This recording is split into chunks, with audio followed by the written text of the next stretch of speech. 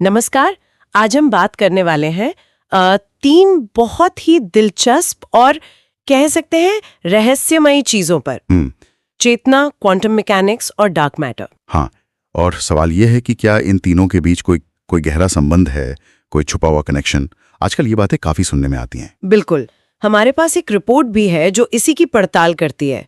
तो आज की इस चर्चा का मकसद यही समझना है कि विज्ञान इस बारे में क्या कहता है, मतलब जो स्थापित विज्ञान है। सही बात है, क्योंकि देखिए अटकलें बहुत हैं, गलतफहमियां भी कम नहीं। तो हम कोशिश करेंगे कि जो पक्का पता है उसे अलग करें उन विचारों से जिनका कोई ठोस आधार नहीं है। हाँ, जैसे वो बातें हैं कि भाई क्वांटम मैकेनिक्स ही चेतना पैदा करता है या शायद चेतना और डार्क मैटर एक दूसरे को प्रभावित करते हैं। सुनने में तो ये बड़ा रोमांचक लगता है। लगता तो है, पर क्या ये सच में मुमकिन है?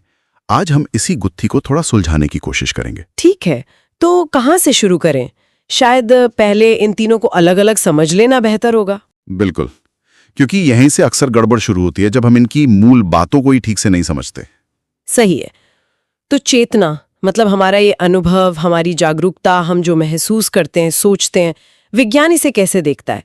वो कठिन समस्या वाली बात है ना। हाँ, हार्ड प्रॉब्लम, कि ये जो हमारा दिमाग है, जो मास, न्यूरॉन्स, केमिकल से बना है, ये कैसे व्यक्तिपरक अनुभव, मतलब ये मैं हूं वाला एहसास, ये कैसे पैदा करता है। ये वाकई एक कठिन समस्या है। और इसे समझाने के लिए जो सिद्धांत है, क्या उनमें क्वांटम मैकेनिक्स का जिक्र आता है? दिलचस्प बात यह है कि जो मुख्य धारा के न्यूरोसाइंस के सिद्धांत हैं, वो आमतौर पर क्वांटम मैकेनिक्स का सहारा नहीं लेते। दो बड़े सिद्धांत हैं, एक है IIT, मतलब इंटीग्रेटेड इंफॉर्मेशन थ्योरी। IIT, हाँ सुना है। ये जानकारी के एकीकरण की बात करता है ना। हाँ, ये कहता है कि किसी भी सिस्टम में चेतना का स्तर इस बात पर निर्भर करता है कि उसमें कितनी जानकारी इंटीग्रेटेड है, मतलब आपस में कितनी जुड़ी हुई है। इसका एक माप भी है जिसे वो फाई कहते हैं। फाई, अच्छा। तो जितना ज्यादा फाई उतनी ज्यादा चेतना, एक तरह से। हाँ। और IIT का एक और दावा है जो काफी विवादित है, कि असल में वास्तविक रूप से वही चीजें मौजूद हैं जिनमें चेतना है, जिनमें फाई है। अरे, ये तो बहुत बड़ा दावा है कि बाकी सब असल में है ही नहीं। हाँ, ये थोड़ा अजीब लगता है और इस पर काफी बहस भी होती है। खैर, दूसरा प्रमुख सिद्धांत है GWT, यानी global workspace theory. Global workspace, ये कैसा है? ये दिमाग को एक तरह के कंप्यूटर नेटवर्क जैसा देखता है। बहुत सारे छोटे छोटे प्रोसेसर हैं जो अपना अपना काम कर रहे हैं। चेतना तब उभरती है जब कोई जानकारी इन सब प्रोसेसरों के लिए उपलब्ध हो जाती है, मतलब पूरे नेटवर्क में फैल जाती है, ग्लोबल हो जाती है। पर एक सवाल फिर भी रहता है दिमाग में। तो अरबों न्यूरॉन हैं, सब अपना अपना सिग्नल भेज रहे हैं। ये सब अलग अलग गतिविधियां मिलकर एक एकीकृत जुड़ा हुआ अनुभव कैसे बनाती हैं? जैसे अभी मैं ये कमरा देख रही हूँ, आपकी आवाज सुन रही हूँ, ये सब एक साथ कैसे महसूस हो रहा है? वो बाइंडिंग प्रॉब्लम। हाँ, बाइंडिंग प्रॉब्लम, ये एक अहम सवाल है। और IIT और GWT दोनों ही इसे दिमाग के अंदर सूचना के सामान्य तरीके से प्रोसेस होने, इंटीग्रेट होने और फैलने से समझाने की कोशिश करते हैं, मतलब बिना किसी क्वांटम इफेक्ट के। ठीक है, तो चेतना के मुख्य धारा के सिद्धांतों में फिलहाल क्वांटम मैकेनिक्स की जरूरत महसूस नहीं हो रही है। अब आते हैं क्वांटम मैकेनिक्स पर। ये तो सच में दिमाग चकरा देने वाला विषय है। हाँ बिल्कुल, ये हमें बताता है कि चीजें बहुत ही छोटे स्तर पर, परमाणुओं और उनसे भी छोटे स्तर पर कैसे व्यवहार करती हैं, और वो व्यवहार हमारी रोजमर्रा की दुनिया से बहुत अलग है। जैसे वो सुपरपोजिशन, कि एक कण एक ही समय में कई जगह हो सकता है। हाँ, सुपरपोजिशन और एंटेंगलमेंट भी। दो कण ऐसे रहस्यमयी तरीके से जुड़ जाते हैं कि एक पर कुछ करो तो दूसरे पर तुरंत असर होता है, चाहे वो कितनी भी दूर हो। आइंस्टाइन ने इसे spooky action at a distance कहा था। और इन कणों की अवस्था को बताने के लिए वो वेव फंक्शन होता है जो संभावनाओं के बारे में बताता है। बिल्कुल, वेव फंक्शन एक गणितीय चीज है जो बताती है कि कण के किसी खास अवस्था में पाए जाने की कितनी संभावना है। और यहीं पर वो मापन समस्या आती है ना, कि जैसे ही हम मापने की कोशिश करते हैं, वेव फंक्शन कोलैप्स हो जाता है और कण एक पक्की जगह या अवस्था में आ जाता है। हाँ, मापन समस्या, और इसी से जुड़ा है वो ऑब्जर्वर इफेक्ट वाला मिथक। मिथक मतलब ये सच नहीं है कि हमारे देखने से या हमारी चेतना से वेव फंक्शन कोलैप्स होता है? नहीं, ये सबसे बड़ी गलतफहमी है। देखिए, क्वांटम की दुनिया में माप का मतलब सिर्फ इंसान का देखना नहीं है। इसका मतलब है उस क्वांटम सिस्टम का अपने आसपास के माहौल के साथ किसी भी तरह का इंटरैक्शन, कोई भी संपर्क। कोई भी संपर्क, जैसे किसी डिटेक्टर से टकराना, हवा के कण से टकराना, रोशनी का फोटोन उस पर पड़ना, कोई भी चीज जो उसकी अवस्था की जानकारी बाहर लाए। ये इंटरैक्शन ही सुपरपोजिशन को तोड़कर उसे एक निश्चित अवस्था में ला देता है। इसमें किसी सचेत दिमाग की जरूरत नहीं है। अच्छा, तो वो जो डबल स्लिट एक्सपेरिमेंट में होता है कि अगर हम डिटेक्टर लगाकर पता करें कि कण किस स्लिट से गया, तो इंटरफेरेंस पैटर्न गायब हो जाता है। वो डिटेक्टर के इंटरैक्शन की वजह से होता है, ना कि हमारे देखने की वजह से। बिल्कुल सही। चाहे कोई इंसान उस डिटेक्टर को देख रहा हो या ना देख रहा हो, जैसे ही डिटेक्टर कण के रास्ते का पता लगाने के लिए उससे इंटरैक्ट करता है, कण का वेव फंक्शन कोलैप्स हो जाता है और वो तरंग की तरह व्यवहार करना बंद कर देता है। हाइजेनबर्ग ने भी यही कहा था कि ऑब्जर्वर का काम सिर्फ नतीजों को दर्ज करना है, वो कोई मशीन भी हो सकती है। ये समझना बहुत जरूरी है, क्योंकि इसी गलतफहमी की वजह से शायद लोग चेतना और क्वांटम को जोड़ देते हैं। हाँ, काफी हद तक। चलिए अब तीसरे रहस्य पर आते हैं, डार्क मैटर। डार्क मैटर नाम ही बड़ा रहस्यमयी है। कहते हैं कि ब्रह्मांड का करीब 85% हिस्सा इसी से बना है, पर हमें दिखता नहीं। हाँ, ये आंकड़ा चौंकाने वाला है, पर इसके पक्ष में बहुत मजबूत, हालांकि अप्रत्यक्ष सबूत हैं। और ये सबूत कोई नए नहीं, 1930 के दशक से जमा हो रहे हैं। अच्छा, जैसे क्या सबूत है? सबसे बड़ा सबूत है गैलेक्सियों का घूमना। वे जितनी तेजी से घूम रही हैं, अगर उनमें सिर्फ वही तारा, गैस, धूल होती जो हमें दिखती है, तो उनका गुरुत्वाकर्षण उन्हें संभाल नहीं पाता, वे कब की बिखर चुकी होती। कोई अदृश्य पदार्थ है जिसका अतिरिक्त गुरुत्वाकर्षण उन्हें थामे हुए है। और है गुरुत्वाकर्षण लेंसिंग। जब हम बहुत दूर की गैलेक्सियों को देखते हैं, तो उनके रास्ते में आने वाले भारी ऑब्जेक्ट्स जैसे गैलेक्सी क्लस्टर अपने गुरुत्वाकर्षण से उनकी रोशनी को मोड़ देते हैं। जितना मोड़ हमें दिखता है, उसे समझाने के लिए सिर्फ दिखने वाला पदार्थ काफी नहीं है, वहां बहुत सारा अदृश्य पदार्थ यानी डार्क मैटर होना चाहिए। तो ये चीज है कैसी? मतलब इसके गुण क्या हैं? बस यही तो रहस्य है। हमें इतने पता है कि ये रोशनी या किसी भी तरह के इलेक्ट्रोमैग्नेटिक रेडिएशन के साथ इंटरैक्ट नहीं करता। मतलब ना ये रोशनी छोड़ता है, ना सोखता है, ना रिफ्लेक्ट करता है, इसीलिए डार्क है। ये सामान्य पदार्थ के साथ सिर्फ और सिर्फ गुरुत्वाकर्षण के जरिए ही इंटरैक्ट करता है। और ये बना किससे है? क्या ये कोई नए तरह के कण है? ज्यादातर वैज्ञानिकों का यही मानना है। कुछ उम्मीदवार हैं, जैसे WIMPs, weakly interacting massive particles, या एक्सियॉन्स, बहुत ही हल्के कण। वैज्ञानिक इन्हें खोजने के लिए जमीन के नीचे गहरी प्रयोगशालाओं में डिटेक्टर लगा रहे हैं, या फिर सर्न के लार्ज हेड्रॉन कोलाइडर जैसे एक्सेलरेटर में इन्हें बनाने की कोशिश कर रहे हैं। लेकिन इस पूरी खोज का चेतना या जीवन से कोई लेना देना है? अभी तक तो बिल्कुल नहीं। डार्क मैटर की खोज पूरी तरह से भौतिकी और ब्रह्मांड विज्ञान का क्षेत्र है। ऐसा कोई सबूत या संकेत नहीं मिला है जो इसे चेतना से जोड़ता हो। ठीक है, तो हमने तीनों की बुनियादी बातें समझ ली, चेतना की पहेली, क्वांटम की अजीब दुनिया और डार्क मैटर का रहस्य। अब आते हैं उस सवाल पर कि क्या ये आपस में जुड़े हैं।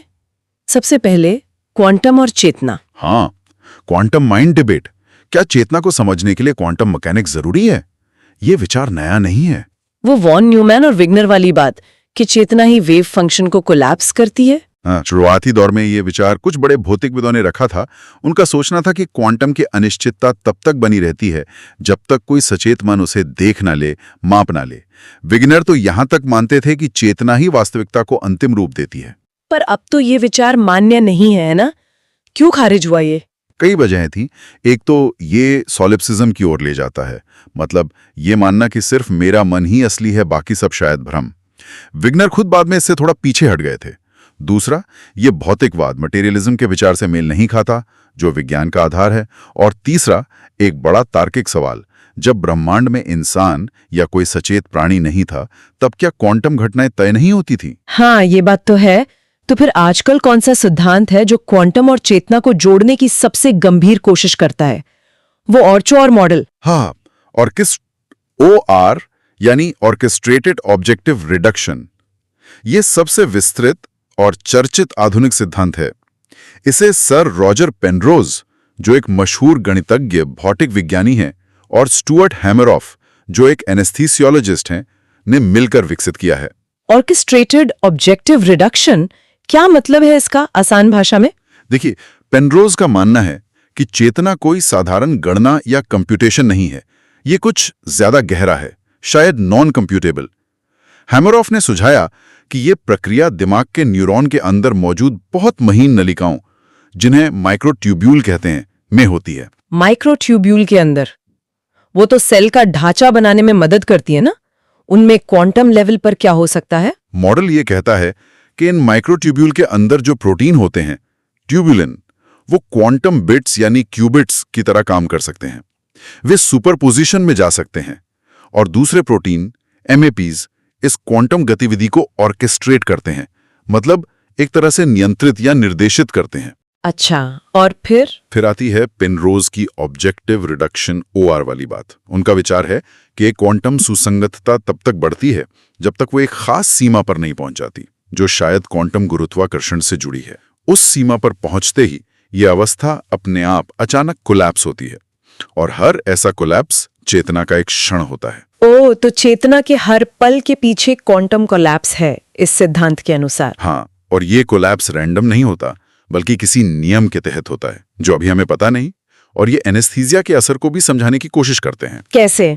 उनका कहना है कि एनेस्थेटिक दवाइयां इन्हीं माइक्रोट्यूब्यूल में होने वाले क्वांटम कंपन को रोक देती हैं, जिससे वो कोलैप्स नहीं हो पाता और चेतना गायब हो जाती है। सुनने में तो ये बहुत ही क्रांतिकारी सिद्धांत लगता है। हाँ, पर क्या वैज्ञानिक समुदाय इसे मानता है? इसकी आलोचनाएं क्या है? आलोचनाएं बहुत गंभीर हैं। सबसे बड़ी और शायद सबसे घातक आलोचना है मैक्स टेगमार्क का गरम, गीला और शोरगुल वाला तर्क।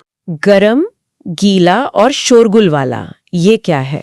टेगमार्क ने गणना की कि दिमाग का जो माहौल है, गरम शरीर का तापमान, गीला पानी और रसायन, और शोरगुल वाला लगातार इलेक्ट्रिकल और केमिकल गतिविधियां, वो किसी भी नाजुक क्वांटम अवस्था जैसे सुपरपोजिशन या सुसंगतता को बनाए रखने के लिए बेहद खराब है। उनके हिसाब से कोई भी क्वांटम सुसंगतता फेम्टोसेकंड यानी 1 सेकंड का क्वाड्रिलियनवा हिस्सा में ही खत्म हो जाएगी, जिसे डीकोहेरेंस कहते हैं। फेम्टोसेकंड? ये तो बहुत ही ज्यादा तेज है। दिमाग की प्रक्रियाएं तो मिलीसेकंड के स्केल पर होती है ना। बिल्कुल। तो अगर क्वांटम अवस्था इतनी जल्दी टूट जाती है तो वो दिमाग की धीमी प्रक्रियाओं को कैसे प्रभावित कर सकती है? ये और एक और के लिए एक बहुत बड़ी चुनौती है। हैमरॉफ और उनके सहयोगी इसके जवाब देने की कोशिश करते हैं। कहते हैं कि माइक्रोट्यूब्यूल शायद किसी तरह इस डीकोहेरेंस से बचे रहते हैं, पर ज्यादातर भौतिक विज्ञानी इससे सहमत नहीं है। ये तो सचमुच एक बड़ी दीवार है। और कोई आलोचना? हाँ, दार्शनिक आलोचना भी है। जैसे कुछ लोग कहते हैं कि ये बस एक रहस्य चेतना को दूसरे रहस्य क्वांटम कोलैप्स अनुभव कैसे बनता है से बदल रहा है। ये असल में हार्ड प्रॉब्लम को हल नहीं करता। पैट्रिशिया चर्चलैंड ने मजाक में कहा था कि ये सिनैप्स में परियों की धूल छिड़कने जैसा है। और पेनरोज खुद भी से लेकर थोड़े असहज हैं कि कैसे इसे इस्तेमाल किया जाता है। हाँ, वो खुद इस बात से खुश नहीं है कि कई बार न्यू एज या आध्यात्मिक समूह उनके सिद्धांत को तोड़ मरोड़ कर अपने विचारों के समर्थन में पेश करते हैं। तो कुल मिलाकर और एक दिलचस्प बौद्धिक प्रयास है, पर अभी तक वैज्ञानिक समुदाय में इसे व्यापक स्वीकृति नहीं मिली है, खासकर डिकोहेरेंस वाली बाधा के कारण। बिल्कुल। अब बात करते हैं क्वांटम मैकेनिक्स और डार्क मैटर के संबंध की। यहाँ स्थिति बिल्कुल अलग है। अलग कैसे? यहाँ क्वांटम मैकेनिक्स कोई रहस्यमय कड़ी नहीं है, बल्कि वो एक जरूरी औजार है, एक टूल किट है जिसे भौतिक विज्ञानी इस्तेमाल करते हैं। औजार मतलब ये कि डार्क मैटर अगर किसी नए कण से बना है तो वो कण क्वांटम नियमों का पालन करेगा। तो जब वैज्ञानिक डार्क मैटर के संभावित कणों जैसे विम्स या एक्शंस के गुणों के बारे में सोचते हैं, उनके इंटरैक्शन को मॉडल करते हैं, तो वो क्वांटम फील्ड थ्योरी QFT का इस्तेमाल करते हैं, जो क्वांटम मैकेनिक्स का ही एक उन्नत रूप है। QFT वो भाषा है जिसमें कण भौतिकी की बात की जाती है। अच्छा, तो क्वांटम मैकेनिक्स यहाँ डार्क मैटर को समझने का गणितीय और सैद्धांतिक ढांचा प्रदान करता है, न कि कोई रहस्यमय लिंक। बिल्कुल। जैसे डार्क मैटर के डिटेक्शन प्रयोगों के नतीजों को समझने के लिए या ये अंदाजा लगाने के लिए कि बिग बैंग के बाद डार्क मैटर कैसे बना होगा, क्वांटम सिद्धांत जरूरी है। क्या क्वांटम सिद्धांत डार्क मैटर की उत्पत्ति के बारे में कुछ खास बताते हैं? कुछ अटकलें जरूर हैं। जैसे एक विचार है कि ये बिग बैंग के ठीक बाद क्वांटम उतार चढ़ाव से पहला हुआ हो, या फिर कुछ और भी ज्यादा काल्पनिक सिद्धांत हैं जैसे मिरर वर्ल्ड या डार्क QCD, जो मानते हैं कि शायद एक पूरी डार्क दुनिया है जिसके अपने कण और बल हैं और वही डार्क मैटर है। लेकिन ये सब अभी बहुत ही शुरुआती विचार हैं। और इनका चेतना से कोई लेना देना? बिल्कुल नहीं। ये विशुद्ध रूप से कण भौतिकी और ब्रह्मांड विज्ञान की बातें हैं। ठीक है, तो क्वांटम और चेतना का लिंक संदिग्ध है, क्वांटम और डार्क मैटर का लिंक एक औजार के तौर पर है। अब आखिरी संभावना, क्या कोई इन तीनों को एक साथ जोड़ने की कोशिश करता है? चेतना, क्वांटम और डार्क मैटर। हाँ, ऐसी भी कोशिशें हुई हैं, लेकिन वो वैज्ञानिक परिकल्पनाओं के दायरे से बाहर निकलकर दर्शन या यहां तक कि आध्यात्मिकता के क्षेत्र में चली जाती हैं। ये वैज्ञानिक सिद्धांत कम एक तरह का विश्व दर्शन ज्यादा है। अच्छा, क्या कहती हैं ये कोशिशें? एक ऐसा ही विचार है जो चेतना को डार्क एनर्जी, डार्क मैटर के कुछ खास फोकल पॉइंट्स, जिन्हें FPDMs कहा गया है, और सामान्य पदार्थ के बीच एक जटिल रिश्ते के रूप में देखता है। Focal points of dark matter, ये क्या चीज है? ये उस सिद्धांत की अपनी गढ़ी हुई टर्म है। इसका कोई स्थापित वैज्ञानिक आधार नहीं है। वो सिद्धांत एक तरह का नक्शा बनाता है।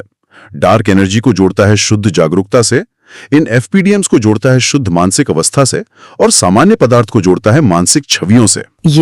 ये तो बहुत ही ज्यादा सट्टा लग रहा है। इसमें क्वांटम मैकेनिक्स कहाँ है? वो सिद्धांत कहता है कि मन ऊर्जा को पदार्थ में बदलता है, और ये सब क्वांटम एंटेंगलमेंट जैसे स्पूकी तरीके से होता है।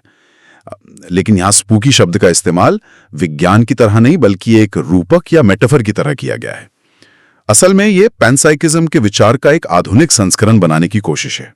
पैनसाइकिज्म यानी ये मानना कि चेतना ब्रह्मांड का ही एक मौलिक गुण है। हाँ, कि चेतना या मन सिर्फ इंसानों या जानवरों में नहीं, बल्कि हर चीज में, शायद कणों में भी किसी न किसी रूप में मौजूद है। इस विचार को डार्क मैटर से जोड़ना पूरी तरह से वैचारिक है। इसका कोई अनुभवजन्य आधार नहीं है। तो इस पूरी चर्चा के बाद हम किस नतीजे पर पहुंचते हैं? क्या इन तीनों के बीच वाकई कोई वैज्ञानिक रूप से स्थापित लिंक है? देखिए, अगर हम आज की मुख्य धारा की वैज्ञानिक समझ की बात करें तो जवाब है नहीं।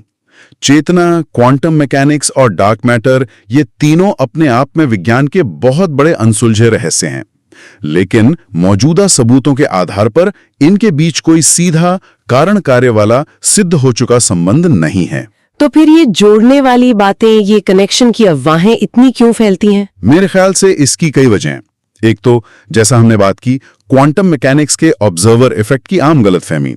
लोग सोचते हैं कि देखने का मतलब चेतना से है। हाँ। दूसरा, ऑर्क OR जैसे सिद्धांत, जो भले ही वैज्ञानिक रूप से बहुत विवादास्पद हों, पर वो इतने जटिल और आकर्षक लगते हैं कि लोगों का ध्यान खींचते हैं। तीसरा, ये तीनों ही विषय इतने रहस्यमयी हैं कि लोग सहज रूप से सोचते हैं कि शायद ये रहस्य आपस में जुड़े हों।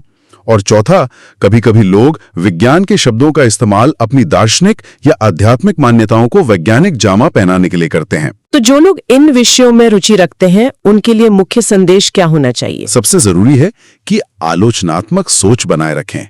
किसी भी दावे को मानने से पहले पूछें, इसके पीछे सबूत क्या है? क्या यह परिकल्पना जांची जा सकती है? क्या यह स्थापित वैज्ञानिक सिद्धांतों से मेल खाती है? विज्ञान आकर्षक विचारों से नहीं, बल्कि कठोर जांच, सबूत और परीक्षण से आगे बढ़ता है। और ये समझना जरूरी है कि विज्ञान कहाँ खत्म होता है और अटकलें कहाँ शुरू होती हैं। बिल्कुल, इन क्षेत्रों में अज्ञात बहुत कुछ है और ये रोमांचक भी है, लेकिन अज्ञात को अपनी मनमर्जी के कनेक्शन से भर देना विज्ञान नहीं है। सही कहा। तो यहाँ एक विचार छोड़ जाते हैं आगे सोचने के लिए। क्या ऐसा हो सकता है कि भविष्य में विज्ञान की कोई बड़ी खोज, मान लीजिए क्वांटम गुरुत्वाकर्षण की एक मुकम्मल थ्योरी या डार्क मैटर की असली प्रकृति का पता चलना, इन तीनों अलग अलग दिखने वाले दायरे यानी ब्रह्मांड, पदार्थ और मन के बीच कोई अनपेक्षित वास्तविक संबंध उजागर कर दे? या फिर क्या चेतना का रहस्य इन सबसे बिल्कुल अलग है? शायद इसका जवाब हमें क्वांटम फिजिक्स या कॉस्मोलॉजी में नहीं, बल्कि पूरी तरह से जीव विज्ञान, न्यूरोसाइंस या शायद सूचना सिद्धांत, इंफॉर्मेशन थ्योरी के किसी नए पहलू में मिले, जिसे हम अभी समझना शुरू ही कर रहे हैं और जिसके लिए क्वांटम या डार्क मैटर पूरी तरह अप्रासंगिक हो। ये सवाल विज्ञान और दर्शन की सीमाओं पर हमें लगातार सोचने पर मजबूर करते रहेंगे।